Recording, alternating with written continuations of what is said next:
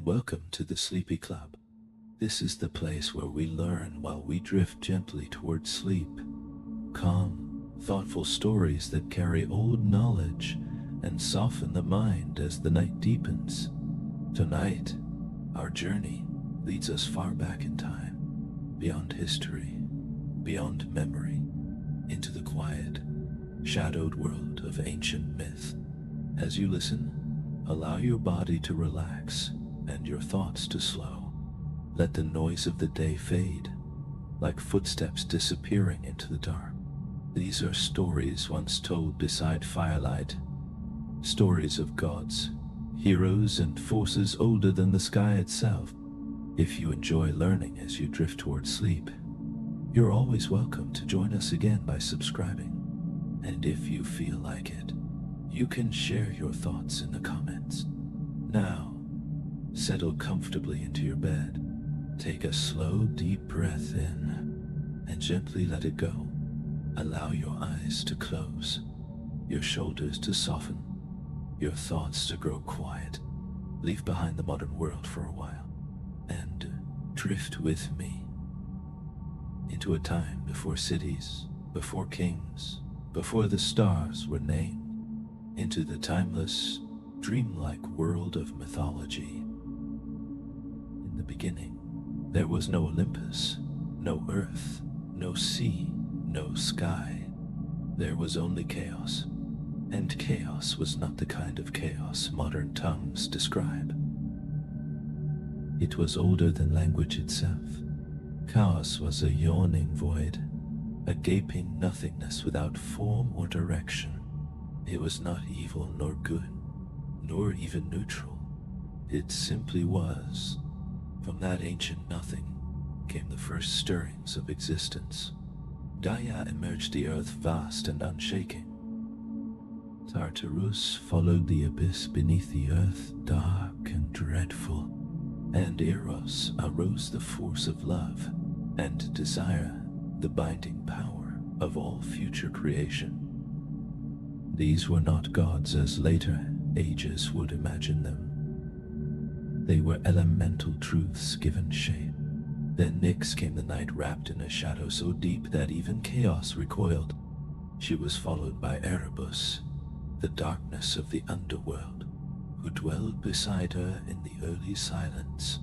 From the union of night and darkness came Aether, the pure upper air breathed by the gods, and Hemera, the day who from the beginning was destined to chase her mother endlessly across the sky. Thus the cycle of night and day was born not through science but through myth, through a strange family of unseen titans who brightened and dimmed the sky with every passing hour. Gaia did not remain idle. She was patient and fertile.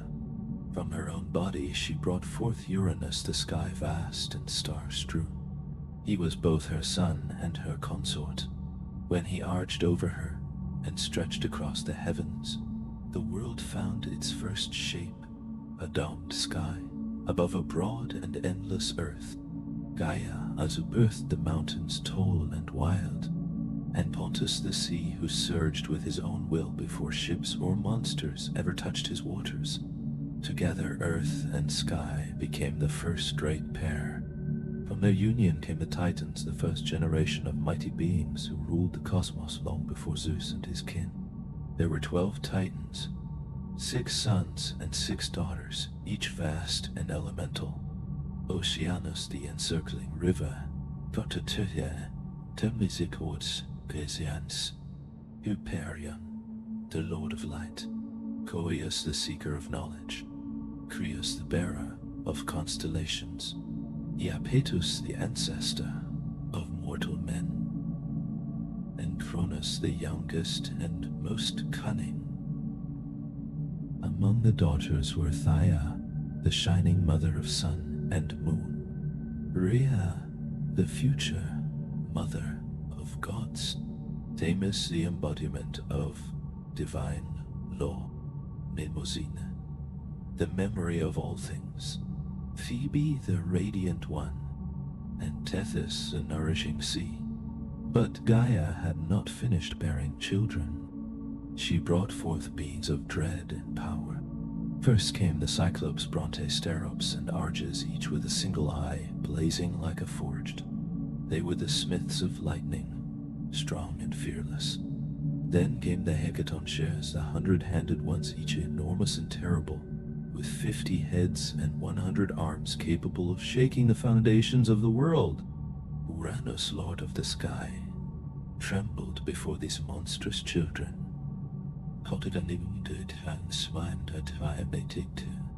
Ashamed and frightened by their strength, he forced them back into Gaia body, sealing them deep within the earth, beneath layers of stone and sorrow.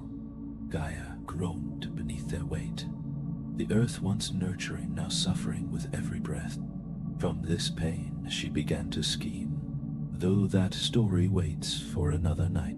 Remember this: in the oldest age, before law or justice, before sword or plow, the world was shaped not by hands but by force, by union and by grief.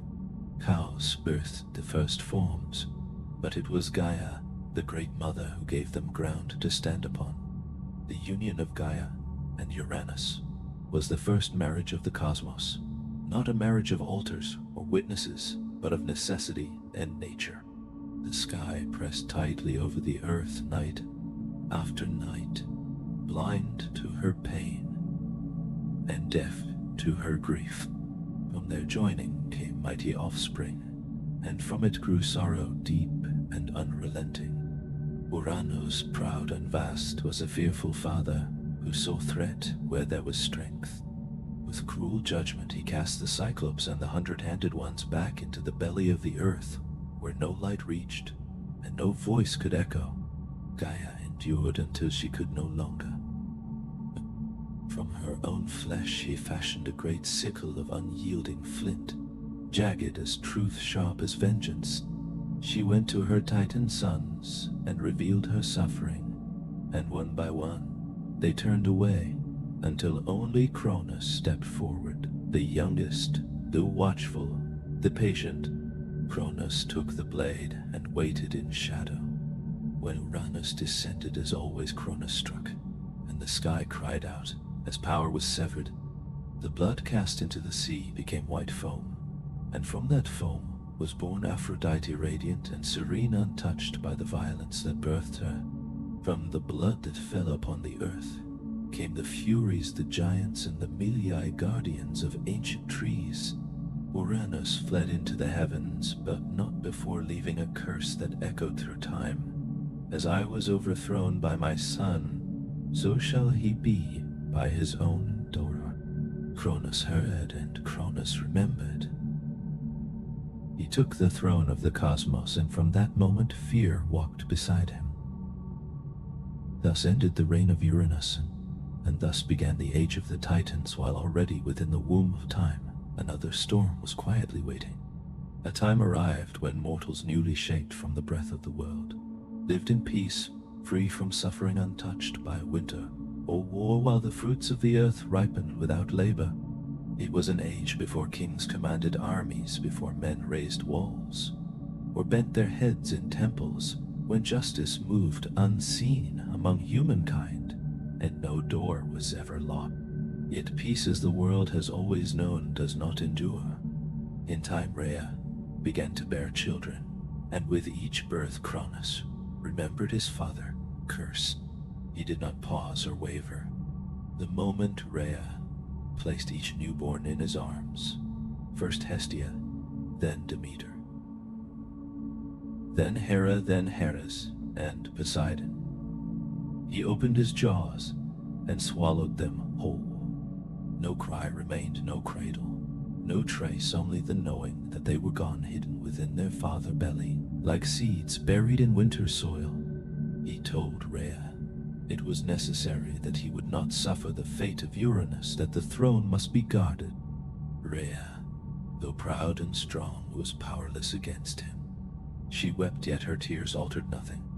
5 times she gave birth, and 5 times fear consumed her children. But the 6th time she chose defiance. When she felt the child stir within her womb, she did not go to Cronus. Instead, she fled to Crete, where mountains met the sky, and deep caves opened beneath the earth. There, among shepherds and nymphs hidden from the gaze of the Titans, she gave birth to her youngest son, Zeus. From the moment he entered the world, she knew he was different. His cry shook the trees, his eyes opened before his first breath, and when he grasped her finger, his grip carried the weight of fate itself. To deceive Cronus, she wrapped a stone in swaddling cloth and placed it in his hands. He swallowed it without suspicion, believing the danger past. Beneath Mount Ida, Zeus was raised in secret, guarded by the Curetes who clashed their shields to drown his cries, and nourished by the goat Amalthea, whose milk filled him with strength beyond measure. As the child grew, so too did the storm destined to reshape the world. Yet for a time, the age of Cronus endured. The sky remained high, the earth green, and the Titans ruled unknowing. But deep within Cronus, a swallowed children stirred in darkness, and far away a hidden child watched the stars and waited. In the secret folds of Mount Ida, where thin air whispered ancient names through stone and pine, Zeus came to manhood. He learned the world not from scrolls or books, but from silence, wind, and cautious stories shared beside firelight. From Amalthea, broken horn, was born the cornucopia, a symbol of endless abundance, and when she died, Zeus placed her hide among the stars, so her memory would dwell forever in the sky he would one day command. Yet solitude was never his destiny. Prophecy ran thick in his blood, and rebellion weighed upon his bones. As he matured, Gaia herself began to stir, remembering the betrayal of Cronus and the suffering of her imprisoned sons. The Cyclopes and the 100-handed ones, buried in Tartarus, her vengeance had not ended, only waited. She whispered truth into Zeus' dream and guided his waking steps.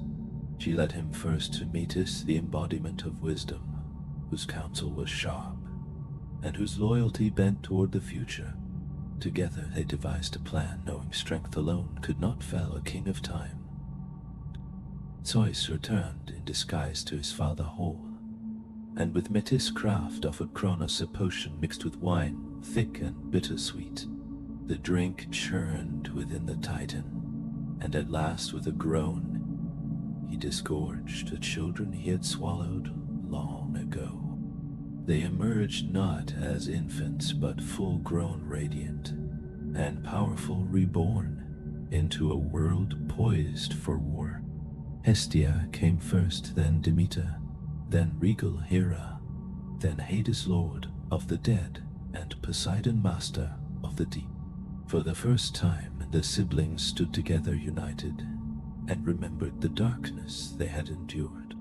Cronus did not stand alone. The Titans rallied to him, gathering upon Mount Othrys, the ancient seat of power. Wait, Oceanus remained apart, but Coeus, Creus, Hyperion, and Iapetus took up arms. Thus began the war called Titanomachy, the clash of Titans and Olympians. For 10 years, the battle raged, tearing sky and earth alike. Storm and fire darkened the heavens. Lightning shattered mountains, seas. Swallowed islands and winds howled without mercy. The Titans held Othrys, while Zeus and his kin claimed Olympus, still unscarred. Neither side prevailed until Gaia revealed what must be freed. Zeus descended into Tartarus and broke the chains of the Cyclops and the 100-handed giants. In gratitude, the Cyclops forged gifts, the thunderbolt for Zeus, the trident for Poseidon, and the helm of darkness for Hades. The 100-handed ones joined the war, hurling mountains like stones. With them the tide turned, and the Titans fell, driven down into Tartarus, bound behind unbreakable gates. Only a few were spared. Thus ended the age of Titans, and Zeus took the throne not by birth alone, but by fate fulfilled. When faded and silence returned, the gods faced the burden of rule. The world was too vast for one alone. Zeus, Poseidon, and Hades cast lots, guided by fate itself. To Zeus fell the sky, to Poseidon the sea. and to Hades the underworld, the realm of the dead. Thus the cosmos was divided and order rose from ruin, while the echo of old curses lingered like distant thunder. It was not a prize many would have chosen, yet Hades accepted it with quiet resolve. He ruled a shadowed realm with stern dignity, a kingdom hidden beneath the earth where the sun never shone. There he became master of the shades, judge of mortal souls, and guardian of wealth, buried deep within the world, gems, metals, and secrets lost to time, though mortals feared his name and spoke it only in whispers. Hades kept the balance between life and death, and it was said he never once broke the laws he was sworn to uphold. The earth itself, Gaia, own living flesh, was left as a shared realm belonging to no single god. Mountains stood unclaimed, fields were walked by mortals and spirits alike, and forests grew wild beneath no banner. It was a land between worlds where gods could be seen and ambition quietly took root, where fate continued its unseen labor.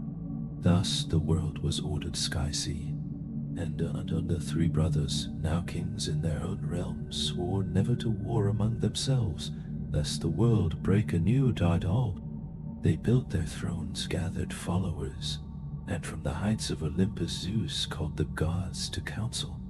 On Mount Olympus, high above the clouds, Zeus gathered the divine court, and beside him stood his sisters Hera, proud and sharp as winter ice, Demeter, whose steps awakened spring, and Hestia, whose flame burned at the heart of every home. Others came, both old and newly risen, Athena, born of wisdom, and war Apollo, golden, and foreseeing Artemis, swift and silent Ares, bloodstained Hermes, quick of foot and mind, Phaestus limping, yet brilliant, and Aphrodite, whose smile could unravel kings. It marked the beginning of a new age, the age of Olympus, yet even with thrones set and realms divided, the world did not grow still. The gods were not immune to pride, love, or rage, and mortals, rising across the lands, would bring their own wars and sorrows. The heavens had been won, but peace was never simple when gods held power. When the smoke of war faded and sunlight returned, Olympus became the seat of a radiant new court, where the Titans had ruled from storm. Bound Arthur's Olympus rose higher, its summit crowned in cloud and myth, a threshold where sky met stone, and the mortal world gave way to the divine. Zeus ruled from a throne of thunder, not by strength alone, but by fate, and memory, his voice echoing like distant storms, his hand gripping the thunderbolt forged by the Cyclops, swift and final in judgment. Yet he did not rule alone, for around him stood the pillars of the new order. Hera sat beside him, not merely as wife, but as queen, goddess of marriage, childbirth, and righteous fury. Her crown earned through betrayal and oath alike, her memory sharp and unyielding. Demeter walked often among mortals, blessing fields and harvests, her power quiet, but absolute. Without her, the earth would starve. Hestia asked for no glory, tending the eternal flame of Olympus, and every hearth below her presence gentle, yet constant wherever fire burned. The younger gods followed Athena, sprang forth from Zeus, mind clad in bronze, goddess of wisdom, strategy. And just war Apollo and Artemis were born of Leto upon wandering Delos, one radiant with prophecy and song, the other ruling hunt, wilderness, and moonlight. Ares embodied without restraint feared, but seldom honored, while Hephaestus, master of forge and flame, built wonders with hammer and fire, despite his twisted form. Aphrodite rose from sea foam beauty, entwined with ruin, binding gods and mortals alike. And Hermes, fleet and clever, crossed all borders, messenger guide, and trickster, dissolving every boundary he touched. This was the Olympian court, not saints, but powers flawed radiant. and immense ruling from Olympus shaping the world below, quarreling, loving, betraying, and judging. The age of Titans had passed, replaced by stories of gods walking among men, of heroes born from divine unions, and of a world forever altered by immortal hands. Peace endured, but fragile, and fate had not yet spoken its final word. Long before cities rose and prayers were carved into stone, there were no humans upon the earth. The gods ruled alone above a green and untamed world filled with beasts and silent mountains, yet there were no hands to till soil, no voices to sing to stars, no fire to warm the night. It was Prometheus, a titan of the old blood, who first imagined mankind. He had sided with Zeus not from loyalty but foresight, knowing how the storm would break, for he carried the gift of prophecy. His name meant forethought, and he bore it well, unlike his brother Epimetheus, whose actions always came before reflection. Prometheus questioned every decree, even those of the king of gods himself, walking between old world and new, guided by reason in a cosmos ruled by power. It was he who shaped humanity, some say from river clay, his hands smoothing mud into limbs, his breath calling life into form. And thus the story of mortals quietly began.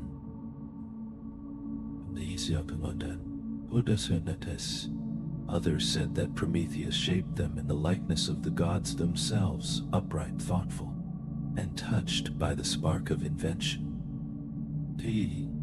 Yet, however, their making truly unfolded, the first humans came into being fragile and unprotected, soft of skin, slow of foot without claw or fang, without fur or fire.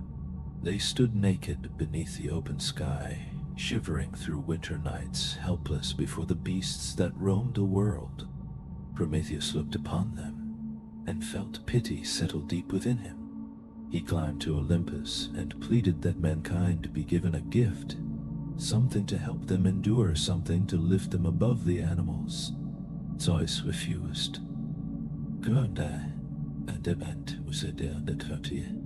He saw in mortals not promise but danger, for he had only just claimed his throne, and feared new powers rising beneath the gods. Let them live, he said, but let them fear and know their place. Fire, he declared, belonged to immortals alone. The flame of Hestia, the thunder of Zeus, the forge of Hephaestus were not meant for mortal hands. Prometheus did not accept this decree. Steadfast and just, he acted in secret, climbing to the heavens, stealing a flame from the forge of Hephaestus and hiding it within a hollow fennel stalk. He carried it down from Olympus and placed it into human hands. For the first time, fire danced beneath the star smoke curled above the trees, and light pushed back the dark. With fire came warmth, protection, cooking, meta language, and craft. Humanity began to build, and with fire also came defiance. Zeus soon discovered the theft, and his wrath was vast. To punish mankind, he ordered the gods to fashion a gift that was a curse in disguise. Hephaestus shaped her from clay, Aphrodite gave her beauty, Hermes gave her cunning, and Athena clothed her in shining raiment. Her name was Pandora, meaning all gifted. She was given a sealed jar holding every sorrow, disease, toil, grief, envy, madness, and death. Epimetheus, blind to warning, welcomed her, and when curiosity drove her to open the jar, the evils spilled into the world like smoke long trapped. Humanity lost its innocence, hunger wore age, and suffering took root, and only hope remained within the jar, a small light amid the dark. Prometheus' punishment followed.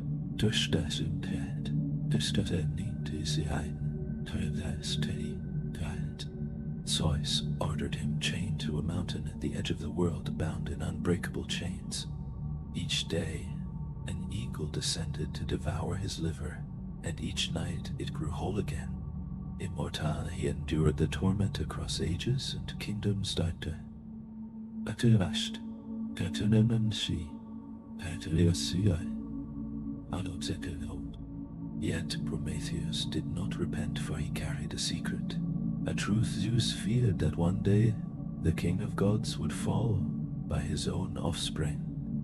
Thus Prometheus waited, bound yet unbroken, as humans lit fires, and told stories of the Titan who dared to defy Olympus.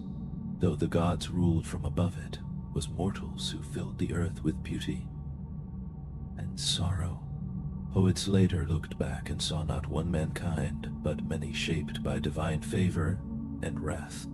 Hesiod, the farmer poet, divided human history into 5 ages: gold, silver, bronze, heroic, and iron.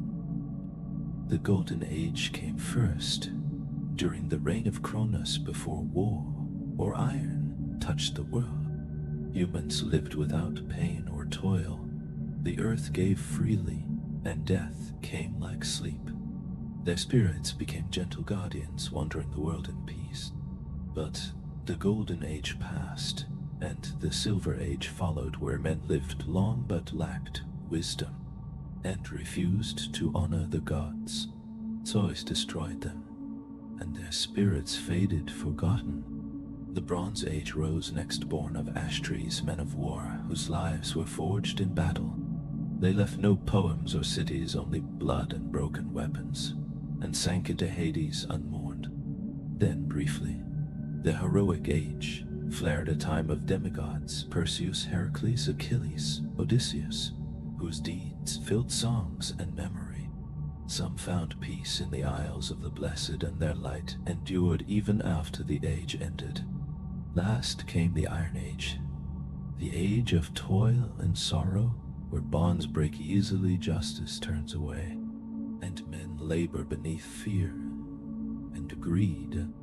Forests fall, oaths fade, and the gods watch in silence. It is said even this age will end, and mankind will vanish like smoke. Yet still humans hope, still they build, still they tell stories of a time when mortals were golden, and gods walked openly among them. And perhaps that fragile hope was the one gift Zeus did not reclaim when Pandora opened the jar. In the dimming light between the age of gods and the age of men, there rose a generation unlike any before or after. These were mortals born not from clay alone, but from divine blood, and mortal wombs shaped by Olympus and earth alike. They were the heroes. Their lives were brief, their fates often cruel, yet their names would roll through time like distant thunder. Among the first and greatest stood Perseus, slayer of monsters, founder of kings, and bearer of the first true hero crown, Danae. The story of Perseus began not with battle, but with fear and prophecy. His mother Danae was a princess of Argos, daughter of King Acrisius, a ruler who feared what he could not command. An oracle warned him that Danae would bear a son destined to kill him, and such words, once spoken, could not be bribed or undone. So Acrisius locked his daughter within a bronze chamber sealed beneath the earth. Yet gods laugh at walls. Zeus came to her as golden rain slipping through every crack, and from that union Perseus was conceived. When Acrisius learned of the child, he dared not spill divine blood, and instead cast mother and son into the sea within a wooden chest. The waves carried them to Seriphos, where the fisherman Dictys rescued them, and raised the boy who grew strong, bright-eyed, and marked by destiny. Peace never walks long beside those shaped by fate. Tortitude, certitude. King Polydectes, ruler of Seriphos, desired Danae, and sought to remove her son through deceit. He demanded gifts from all men, and Perseus, proud and poor, vowed to bring a greater prize, the head of Medusa, the mortal Gorgon, whose gaze turned flesh to stone. The task was meant as death, yet the gods favored Perseus. Athena lent her mirrored shield. Hermes gave him a curved blade, winged sandals, and guidance to the Grey, whose single eye he stole to learn the path to the Gorgons. From the nymphs he gained the helm of Hades, the sack to carry the head, and the knowledge of the far edge of the world. He found Medusa sleeping, and guided by reflection, struck true. From her blood sprang Pegasus, and Chrysaor and Perseus vanished unseen. On his return, he saved Andromeda from a sea monster, took her as his bride, and returned to Seriphos, where Polydectes mocked him. Perseus revealed the head, and the king turned to stone. Dictys became ruler, and cruelty broke for a time. Yet prophecy fulfilled itself when Perseus unknowingly struck Acrisius with a discus at funeral games. The circle closed without malice.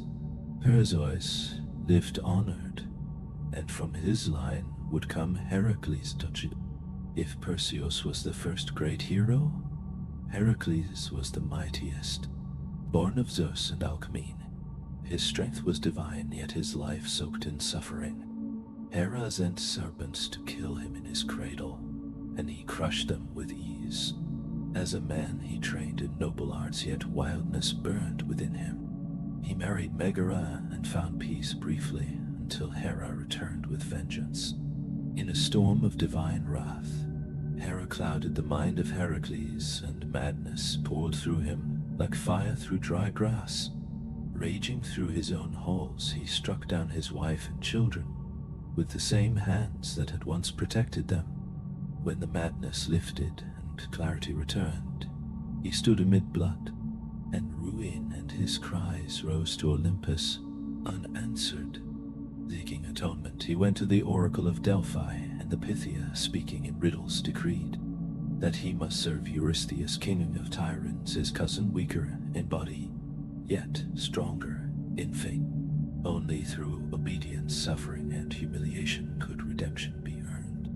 Thus began the 12 labors, deeds so vast and terrible that even the gods watched in silence. First, he faced the Nemean lion, whose hide no blade could pierce, and strangled it in its cave, wearing its skin thereafter as living armor. Next came the Lernaean Hydra, whose many heads renewed themselves until with the aid of Iolaus he burned the stumps, and claimed its immortal venom for his arrows. He captured the Cyrenian hind sacred to Artemis after a year-long chase, and returned it alive. He subdued the Erymanthian boar, dragging it from the snowy mountains, as Eurystheus hid in terror. He cleansed the Augean stables in a single day by turning rivers through them. He scattered the Stymphalian birds with bronze beaks from the sky. He captured the Cretan bull and tamed its raging strength. He mastered the man-eating mares of Diomedes by turning their hunger upon their master. He claimed the girdle of Hippolyta through bloodshed born of Hera deceit. He journeyed to the edge of the world to steal the cattle of Geryon, and raised the pillars of Heracles as markers of the known earth. When 2 laborers were declared invalid, he took 2 more, stealing the golden apples of the Hesperides by tricking Atlas, and descending into Hades to bring back Cerberus, wrestling the Hound of the Dead into submission. With this final trial, his redemption was complete, yet his life found no lasting peace. Battles followed, marriages ended, children were born, and still Hera hatred burned.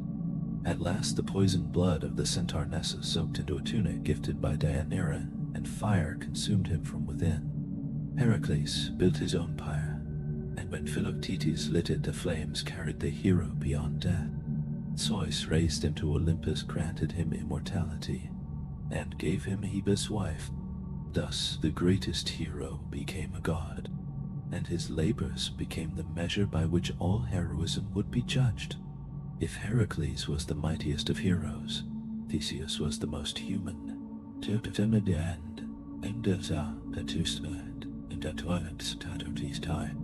He was a builder of cities, a shaper of laws, a figure of reason, as much as strength.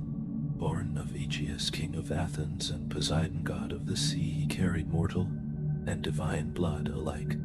Raised far from Athens, he proved himself by lifting the stone that hid his father tokens, and chose the dangerous road by land to earn his place. Along the way, he cleared the roads of monsters and tyrants, defeating Periphetes, Sinus, Scyron, Cercion, and Procrustes, each terror of the common man. He did not merely survive, but purified the land, preparing the way for order and city life. When he reached Athens, he was nearly poisoned by Medea, but revealed a sword and sandals, and was embraced by Aegeus. Yet joy was brief, for Athens labored under a cruel tribute to Crete's 7 youths, and 7 maidens sent every 9 years to feed the Minotaur, and so fate turned once more towards sacrifice, courage, and the shadowed corridors of myth, where the next trial awaited. A creature half man and half beast, born of pride, and punishment waited beneath the palace of Knossos, hidden within a labyrinth of stone.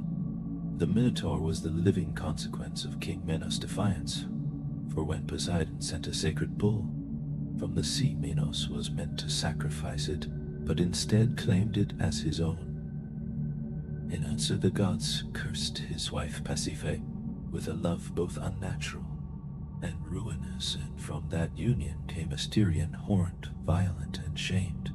To conceal this living disgrace, Minos commanded Daedalus, the master inventor, to build a maze so twisted that no path led outward. When Theseus learned of the tribute demanded by Crete, he offered himself among the chosen, not as prey, but as hunter. Before leaving, he promised his father Aegeus that he would return with white sails if he lived, and black if he died. Upon arriving in Crete, fate shifted once more.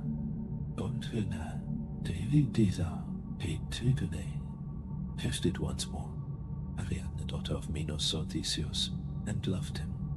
She gave him a ball of thread and the knowledge to escape the labyrinth winding. That night, Theseus entered the maze where stone turned endlessly upon itself, and there he faced the beast. The fight was silent and brutal, 1 man against 1 nightmare, until the blade found its mark. Theseus followed the thread back into the light, fled with Ariadne and the freed youths, and sailed into the Aegean. Yet love in myth is rarely kind. On Naxos, Theseus abandoned Ariadne, leaving her to wake alone beneath foreign stars. Some say Dionysus claimed her, others that Theseus feared what her presence would mean for his throne. In grief or forgetfulness, he failed to change the sails. From the cliffs of Athens, Aegeus saw black upon the sea, and believing his son dead, leapt into the waters that would bear his name. As King Theseus unified Attica, binding villages into a single city-state, and founding laws, festivals, and games, he fought beside Heracles, journeyed to the underworld, and returned, changed by shadow and loss. In time, the Athenians drove him into exile.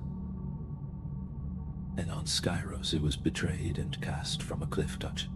He died alone, yet his legacy endured.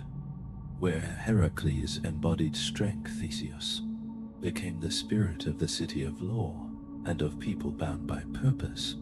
Athens would rise upon his memory. Long before Troy burned, and long after the Titans fell, another voyage began, one that bound heroes into brotherhood and ended in exile.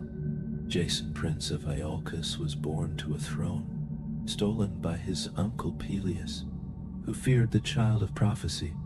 Warned in time, the infant was sent away, and raised by the centaur Chiron, learning survival, wisdom, and patience. Years later, Jason returned, bearing 1 sandal, having lost the other, while carrying an old woman across a river, a woman who was Hera in disguise. Peleus recognized the sign and feigned welcome, offering a challenge instead of blood. If Jason wished to rule, he must retrieve the golden fleece from Colchis at the edge of the world. Jason accepted and summoned heroes not as soldiers but as seekers. Heracles, Orpheus, Atalanta, Castor, Pollux, Medea, Theseus, and many more gathered 50 in all. They sailed aboard the Argo built by Argus, with Athena guidance its prow holding prophetic oak. They crossed seas, faced kings and monsters, past the clashing rocks, and reached Colchis Ide. Their king Aeetes demanded impossible trials. Jason would have failed had Medea, daughter of the king, not been struck by love. She gave him potions, counsel, and courage. With her aid, he yoked the bulls, sowed the teeth, defeated the Earthborn, and at last reached the fleece, guarded by a sleepless serpent. And there, beneath foreign stars, destiny turned once again toward escape, betrayal, and flight as the thread of myth wound onward without end. Medea sang her spells, and the serpent guardian sank into enchanted sleep. Jason sighted the fleece glowing soft and radiant like living gold, and fled with Medea into the night. Aeetes pursued them with ships, but the lovers bought their escape with blood. Medea took her young brother. Apsyrtus cut him apart and scattered the pieces into the sea, forcing her father to halt and gather the limbs for burial. Thus the Argo escaped, stained by magic and murder. Their return became a long wandering past Scylla and Charybdis, through peril and delay, until at last they reached Iolcus Ide. Yet Peleus refused to yield the throne. Medea, in vengeance, deceived his daughters into cutting him to pieces and boiling him alive, promising renewal. Horror followed, and the people rose against them. Jason, tainted by betrayal, was driven into exile. He fled to Corinth, where he and Medea lived in uneasy peace, until ambition stirred once more. Jason cast Medea aside to wed a Corinthian princess seeking legitimacy. Medea answered with a fury beyond endurance, poisoning the bride, burning her to ash, and killing her own sons by Jason thought. She escaped in a chariot drawn by dragons, a gift of Helios. Jason, broken, returned alone, and in his final days wandered forgotten among ruins. One day, resting beneath the decaying Argo, a beam fell and crushed his skull, and so the hero died, not in glory, but beneath the bones of his past. Yet his tale endured as a warning, and a promise, the cost of ambition written in blood and sail. Among royal houses none were more haunted than that of Thebes, a line that waged war not against monsters but against itself. Its legacy was written in madness, riddles, and kin-slaying. Cadmus, prince of Phoenicia, sought his sister Europa, taken by Zeus, and guided by the oracle, followed a cow, until it fell where he would found a city.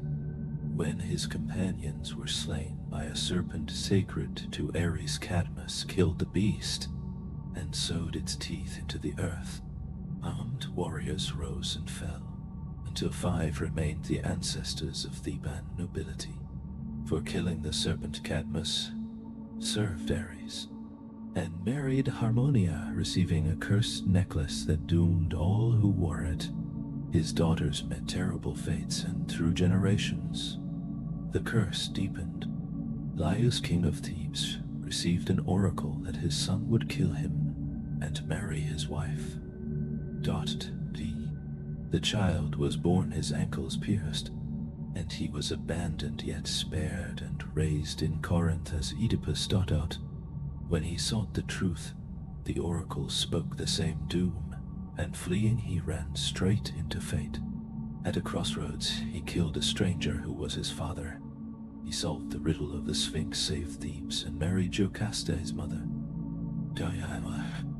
Years passed before the truth emerged through plague, prophecy, and memory, and Oedipus blinded himself and went into exile, guided by Antigone. His sons killed each other at the gates of Thebes, and Antigone died for honoring the dead. Thus the house fell not through evil, but through ignorance and fate unyielding. Of all wars, none would echo louder than the one born from beauty. At the wedding of Peleus and Thetis, Eris cast a golden apple marked for the fairest. Hera, Athena, and Aphrodite claimed it, and judgment fell to Paris, prince of Troy. Each goddess offered a bribe, but Aphrodite promised the love of the most beautiful woman in the world. Paris chose a love, and Helen, wife of Menelaus, was claimed by fate. Thus, from a wedding came a war that would burn cities, summon heroes, and mark the end of an age. Helen's mortal father, King Tyndareus, feared the war her hand might ignite.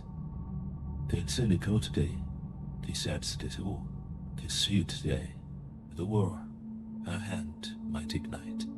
On the council of Odysseus, he bound all her suitors with a sacred oath that whoever won her, all others would defend that union and punish any who violated it. The vow was sworn in laughter, yet oaths once sealed bind not only men but fate itself. Menelaus, brother of Agamemnon, king of Mycenae, won her hand, and their rule in Sparta was just and strong. When Paris came as a guest under the protection of sacred hospitality, he saw Helen and recognized the promise Aphrodite had made. Whether she followed willingly or was taken remains a matter of song and shadow, yet when Paris sailed back across the Aegean, Helen was with him, and in that moment the war was born. Menelaus called upon the oath, and all who had sworn it answered. Odysseus, clever and unwilling Nestor, old and wise, Ajax the greater, towering and grim, Ajax the lesser, swift, and fierce Diomedes, hungry for battle, Idomeneus, steadfast. From Cretan kings from every corner of Hellas gathered. Only two resisted at first. Odysseus feigned madness until his infant son was placed before his plow, and Achilles was hidden by his mother among maidens in silk. Cursed, both were revealed, and both chose war. Out as they gathered 1,000 ships bronze, gleaming sails heavy as storm clouds. But no wind came. Artemis had been offended and demanded sacrifice. Iphigenia, daughter of Agamemnon, was named. Whether she died or was saved, the blade fell, and the gods watched. The winds rose and the fleet sailed east, and the world shifted. For 10 years the Greeks camped beneath the walls of Ilium, ruled by Priam, and defended by Hector, noble, and doomed Paris, beautiful and weak, and many others. The gods chose sides: Hera, Athena, and Poseidon, with the Greeks Aphrodite, Ares Apollo, and Artemis, with Troy and Zeus wavering between. By the time the Iliad opens, 9 years had passed, and the war had settled into grim endurance. Camps were built, raids where constant allies came, and pride held both sides in place. Yet war lived not in walls, but in men, and none burned brighter than Agamemnon and Achilles.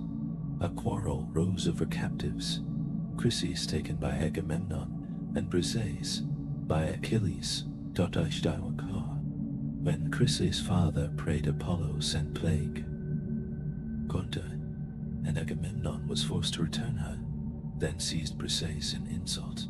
Achilles swore he would no longer fight, and withdrew with his myrmidons. Without him, the Greeks faltered. Hector drove them back, ships burned, heroes fell, and Patroclus, friend and heart of Achilles, begged to fight in his stead.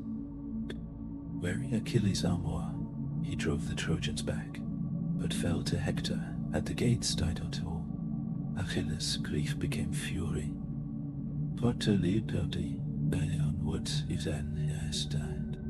Armed anew, he returned to battle, slaughtering without mercy, chasing Hector around Troy and killing him at last. In rage he dragged the body, denying burial, until Priam knelt before him, and grief softened wrath. Achilles returned the body, and for a moment the war breathed. Yet fate did not spare him. Contusing Windiwandion, a poisoned arrow struck his heel, and he died young and unmatched. The Iliad ends with mourning, not victory, and the war still waited. The horse had not yet been built, the gates had not yet opened, but blood had already been spilled, and the tide was ready to turn. 10 years of siege had drained the land, turning warriors into husks, kings into ghosts, and heroes into fading names. Troy, once radiant, stood behind its walls like an aging lion ringed by wolves. The sons of Priam had fallen one by one. Hector, the shield of the city, cut down by Achilles Troilus, struck down in youth, Polydorus betrayed and slain. The Trojans fought not only for stone, but for memory and meaning, and still they endured, while the Greeks grew hollow beside their smoldering fires. Then, one morning, the Greeks were gone. At dawn, the towers of Troy looked out upon an empty sea. No sails, no oars, no signs of life. In the plain before the Scaean gate stood a colossal wooden horse tall as a temple, its body of smooth cedar, its mane carved in honor of Poseidon. No soldiers moved, no weapons rang, and the war seemed to have ended in silence. Priam, old and cautious, questioned the sight, and some urged restraint. But Sinon, a single Greek left behind, spun a tale of surrender and sacrifice, claiming the horse was an offering to Athena, and that, to destroy it, would invite ruin. And soon, only Laocoon, priest of Poseidon, spoke truth, warning against gifts from enemies, and driving his spear into the horse. The wood shuddered, something shifted within. Yet as if the gods themselves had tired of warning mortals, 2 great sea serpents rose from the waves and crushed Laocoon and his sons in their coils. The people saw a sign and chose belief. With ropes and wheels, with songs and hope, they pulled the horse within their walls. That night, as Troy feasted and sleep, fell heavy, a door opened in the belly of the beast, and warriors emerged: Odysseus, Menelaus, Diomedes, Neoptolemus, and others chosen for cunning and cruelty. At the same hour, the fleet returned from Tenedos. What followed was not battle, but slaughter. Part T. Neoptolemus stormed the palace and killed Priam at the altar. Cassandra was dragged from Athena temple. Hecuba watched her world burned. Corte, as Dianax Hector, infant son, was thrown from the walls. Temples were violated, women taken, and Troy given to flame. Helen was found, and Menelaus raised his blade, then let it fall. Dawn broke over smoke and ash, and the walls that had held for 10 years fell in one night. Yet victory carried curses.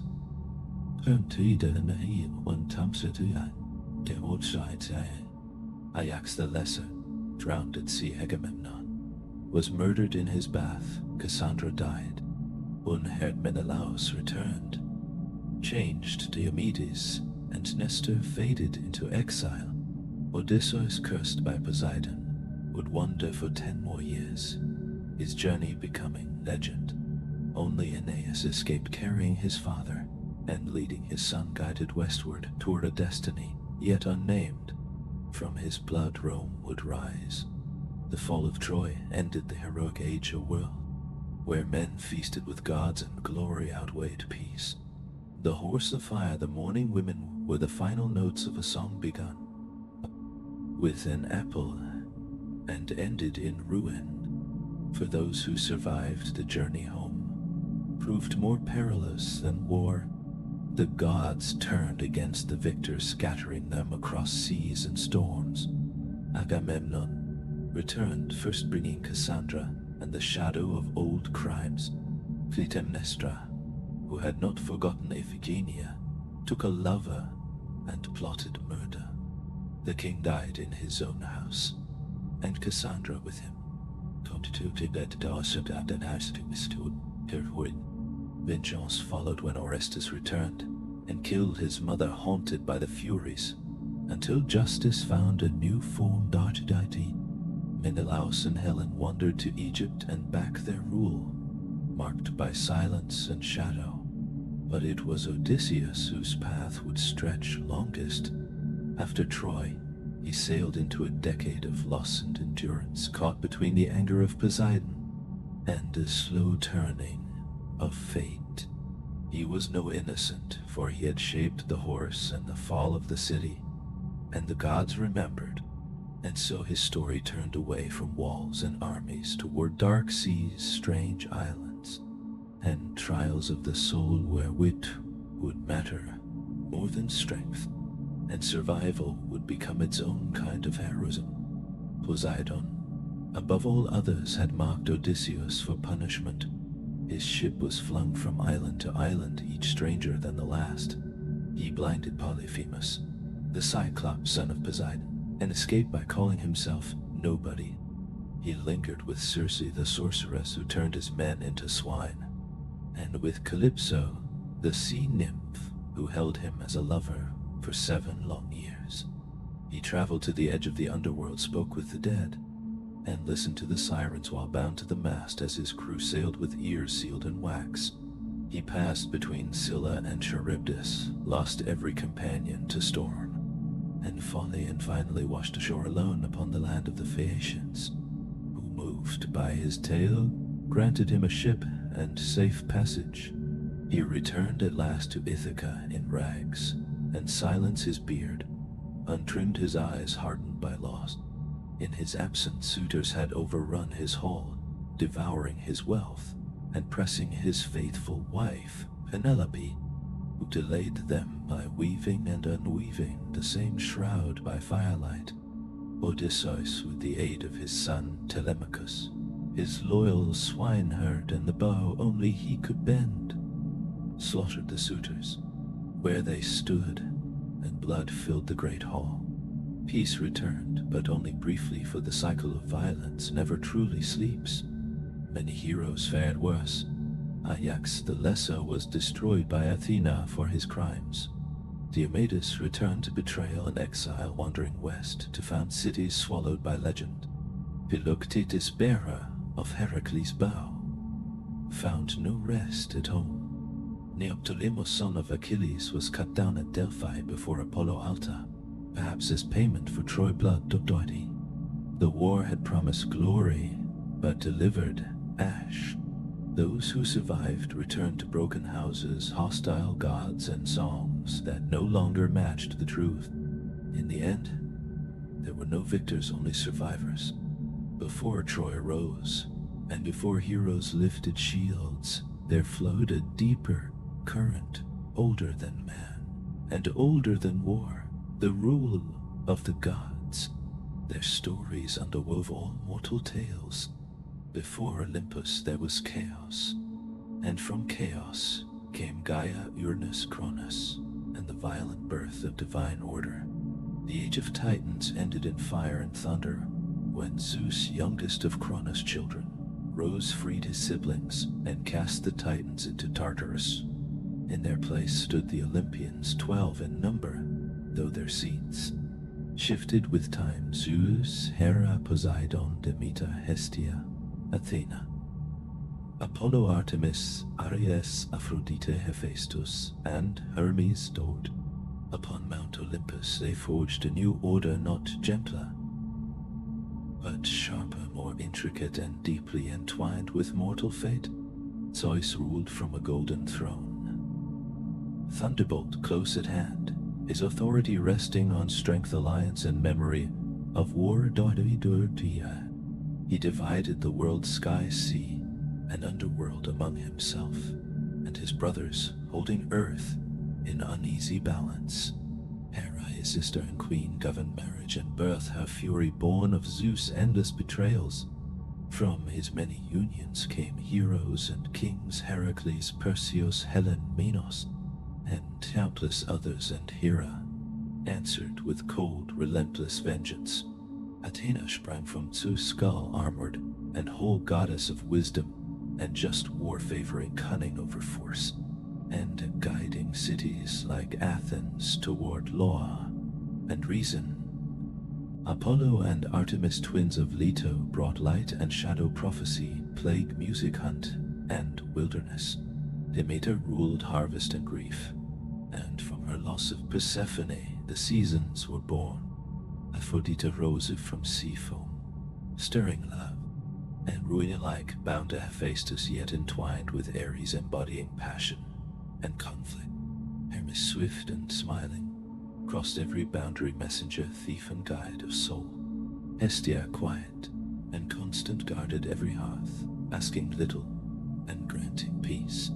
The Olympians were not distant creators, but present, meddling, flawed reflections of human nature, magnified God. They loved, envied, schemed, and punished.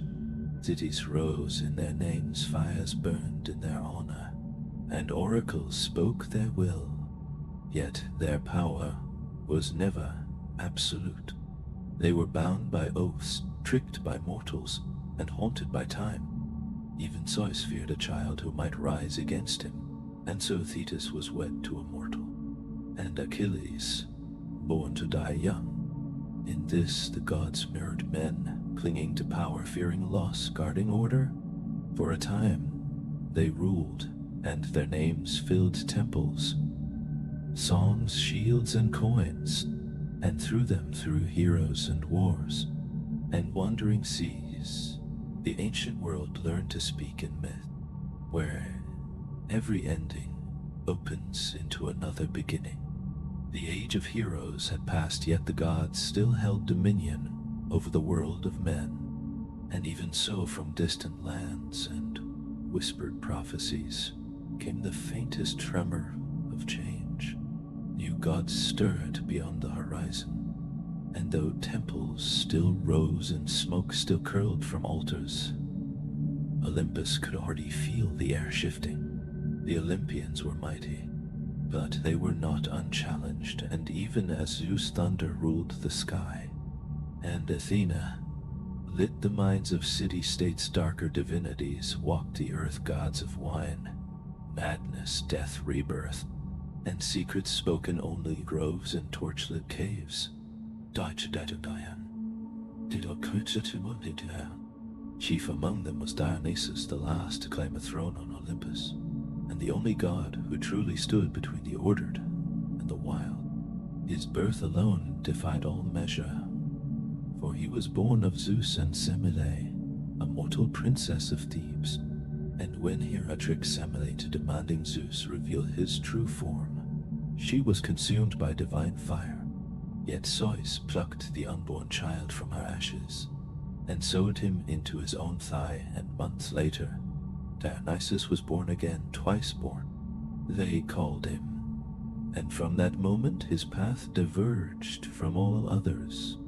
He was raised far from Olympus, among nymphs in Nysa, in distant caves, and wandering lands surrounded by satyrs and maenads, roaming, not ruling, carrying vine and flute rather than scepter and crown. Where he walked, vineyards bloomed reason, thinned joy rose, and frenzy followed, for he was not only the god of wine, but of transformation, of the fragile line between ecstasy and madness. When Dionysus came to Greece, kings resisted, cities mocked, and temples closed their doors, and one by one he answered them. In Thebes, his motherland, he returned in disguise, and Pentheus, the rigid king, sought to suppress the rites and spy upon the women of the hills. Dionysus lured him into the forest, dressed in madness, and there Pentheus was torn apart by his own mother Agave, and the maenads, and only when she returned, carrying her son, did the spell lift and the truth descend like ash. Dionysus was also the god of theater, of masks and revelation, and his festivals gave birth to tragedy and comedy, where Greeks spoke through song and story what could not be spoken aloud. To worship him was not to kneel, but to surrender, and through him mystery cults spread, promising rebirth, initiation, and a soul that might endure beyond flesh. In the Eleusinian rites, Demeter and Persephone descent and return were reenacted, And among the Orphics, Dionysus was torn apart and reborn, his suffering a key to wisdom. These mysteries did not overthrow Olympus, but flowed beneath it, quietly, deeply, loosening old certainties. Even among the Olympians, fractures widened. Ares and Athena contested the meaning of war. Apollo loved too deeply and too destructively. Aphrodite punished mortals for desire she herself inspired, and the gods began to mirror the mortals. They ruled proud, wounded, and volatile. Dionysus became both mirror and undoing, divine yet wondering, joyful, yet devastating. And through him divinity became something felt within, not only feared above. Beyond the marble columns Rome was rising, and Olympus sensed the wind turning on its heights. Yet the gods continued to descend among mortals, and from these unions came demigods, children caught between worlds. Foremost among them was Heracles, son of Zeus and Alcmene, conceived through deception and raised beneath Hera wrath. From cradle to death his life became a furnace of suffering and endurance. From strangling serpents in infancy to bearing madness that drove him to kill his own family. Seeking purification, he served Eurystheus and undertook 12 labors, each a descent toward the edge of existence, battling beasts, cleansing corruption, stealing divine treasures, and returning even from Hades itself. Through these trials, Heracles became not merely strong, but emblematic of human endurance, pain, transformed through action. At his death, consumed by poison, he mounted his own pyre, and was taken to Olympus, becoming the only mortal to join the gods, a divinity forged in agony. Long before him, Perseus, another son of Zeus, was born of Danae, imprisoned for fear of prophecy. Yet fate found its way through golden rain. Cast into the sea, he survived, and grew only to be driven by a king's desire into peril. Sent to claim Medusa had Perseus, armed by Hermes, and Athena walked backward into destiny, and returned not only alive, but crowned by consequence and legacy. These demigods did not end with their deaths, for their stories outlived cities, temples, and ages, shaping how mortals understood courage, fate, and the fragile space between gods and men. He stole the single eye of the Grey Sisters, the ancient beings who shared one vision. Between them and through that cunning, learned the hidden lair of the Gorgonda. Guided by Athena, he approached as Medusa slept, using the mirrored face of his shield to strike, without looking, and severed her head in a single destined motion. From her neck sprang Pegasus, the winged horse, and Chrysaor, the warrior of gold, and with their aid Perseus escaped the reach of vengeance. On his long return, he saved Andromeda from a sea monster, married her, and founded royal lines that would echo across generations. From his blood would come Heracles, binding their stories together through fate and lineage. And there were others as well, Theseus, son of Poseidon, or Aegeus, depending on the telling, who slew the Minotaur in the labyrinth of Knossos, and lifted Athens toward empire. Bellerophon, who rode Pegasus and slew the Chimera, only to fly too high and fall. Atalanta, swift as wind raised by bears, sometimes said to be Artemis' child, who outran and outmatched all suitors, yet was undone by love and distraction. The demigods were never granted peace, their blood too divine for rest, too mortal for eternity, and the gods watched them with both pride and fear. Each tested the boundary between Olympus and earth, and mortals honored them, not only for triumph, but for suffering. They bled, they failed, they died, and in doing so, they achieved a form of immortality the gods themselves could never claim through story. As Troy faded and cities rose and fell, their tales endured carved into amphorae sung in poems, etched in temple stone, and though the gods remained distant and increasingly silent, it was in these mortal-born lives that humanity found its reflection, flawed, courageous, doomed, and luminous. In Greek myth, power did not belong solely to gods or heroes, for beneath all choice and consequence there flowed something older, deeper, and inescapable, fate. Not a god, though feared by gods, nor law, though binding. Even Zeus, it was a truth woven into the world itself.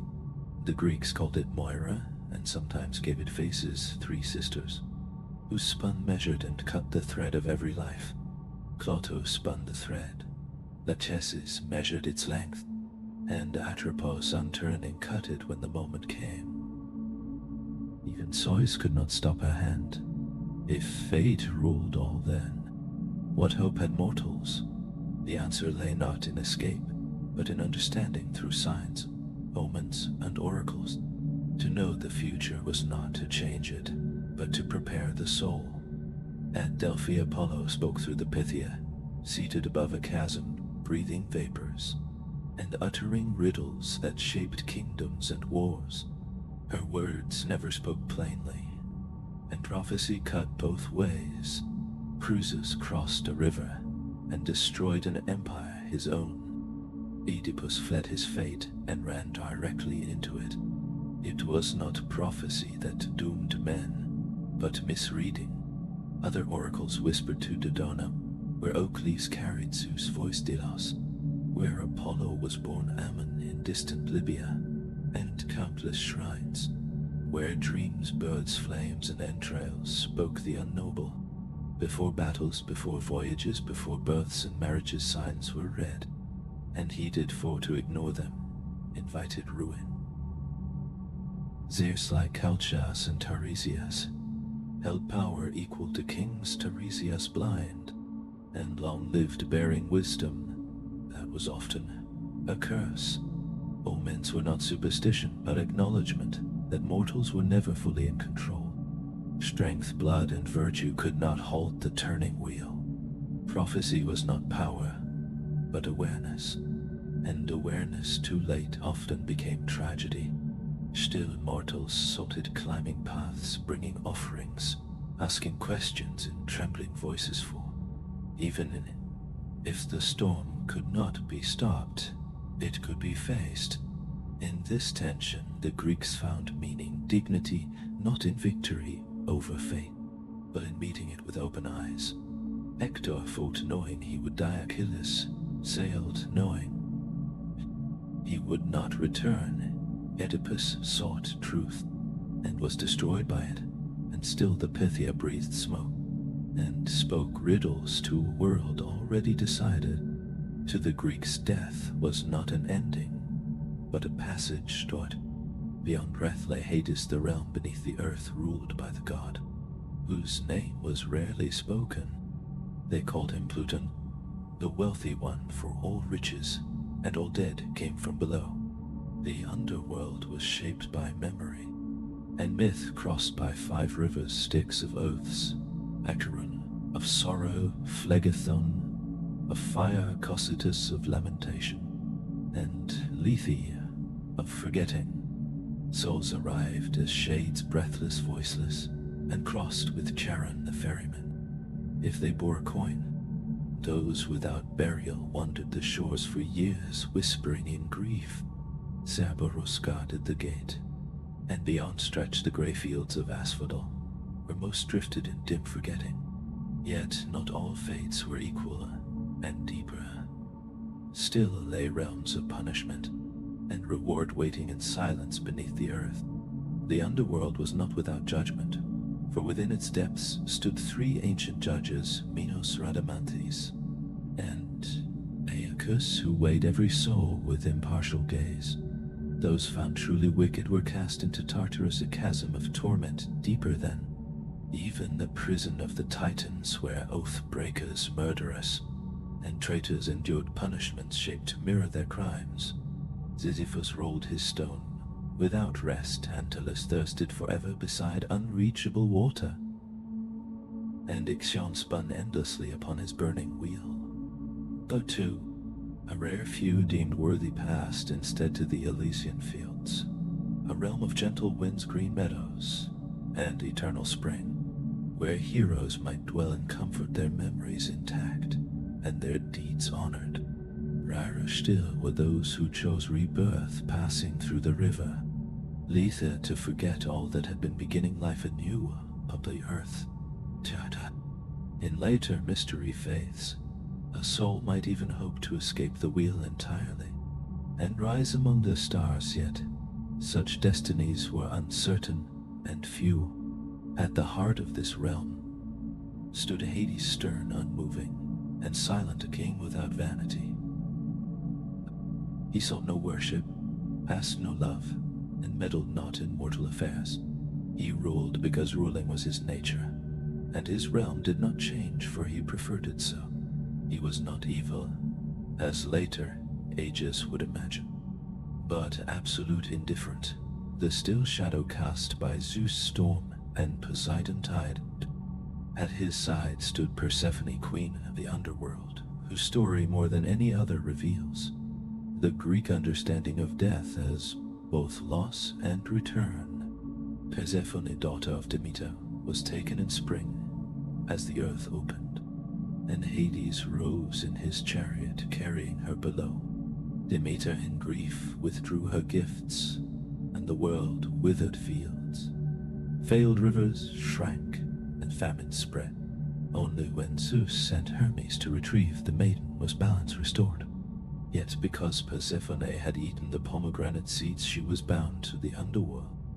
Thus the seasons were born as she descended. Demeter mourned, and the earth grew cold, and when she returned, the world bloomed again. Death became a cycle, not an ending. Over time, Persephone transformed from captive to sovereign, a quiet ruler among shades, and in the Eleusinian mysteries, her descent and return promised not only harvest, but renewal of the soul. The underworld was not entirely closed to the living. Orpheus passed Cerberus and softened Hades, and Persephone only to lose Eurydice with a backward glance.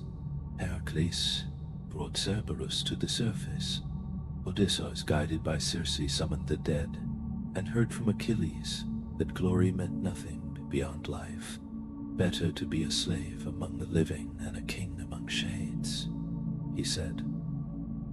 And so the Greeks honored burial, laid coins for Charon, poured libations, and sang songs for the dead. For the dead were never wholly gone. They lingered in dreams and signs, and sometimes answered when called through, rites best left untouched.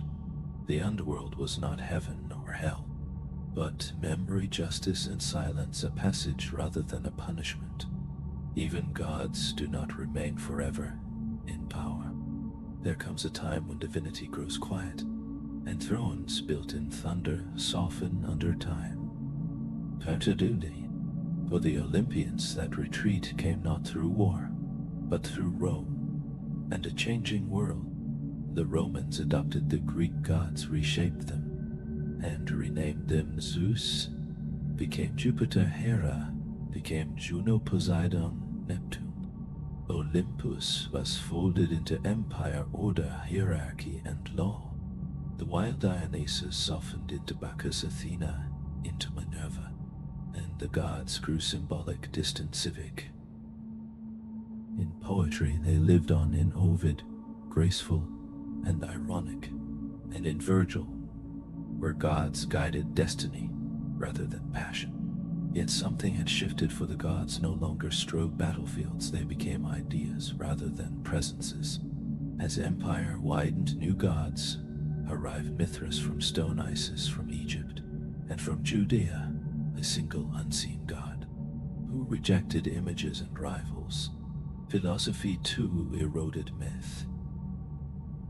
Xenophans mocked gods made in human form. Plato questioned their morality. Epicurus dismissed divine fear, and the Stoics found divinity in reason itself. By the age of emperors declared divine myth and politics blurred entirely. Faith thinned, though habit remained, and then came Christianity, spreading not by sword, but by word, offering salvation, unity, and moral clarity. Under Theodosius, pagan temples, closed sacrifices were banned, and the Olympic Games ended.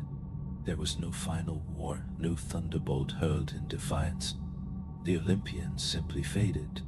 Their statues weathered, their altars cooled, ivy climbed where priests once stood. Yet the myths endured.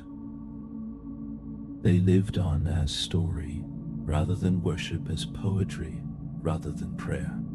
Heracles was taught in schools, Athena painted on walls, not invoked in temples. The gods who once ruled storm and fate became symbols, archetypes, echoes.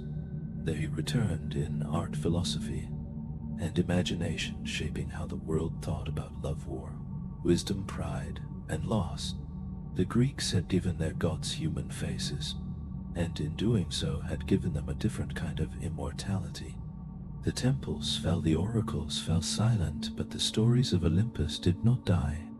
They became echoes, faint at first, like a distant lyre strummed by the wind, then growing clearer as time passed and the world once again began to listen. For myths, unlike kingdoms, are not bound by stone or sword. They endure in the realm of imagination. And there, the gods have always found a way to return. During the long centuries of Christian dominance in Europe, the gods were no longer worshipped, yet they were never fully forgotten.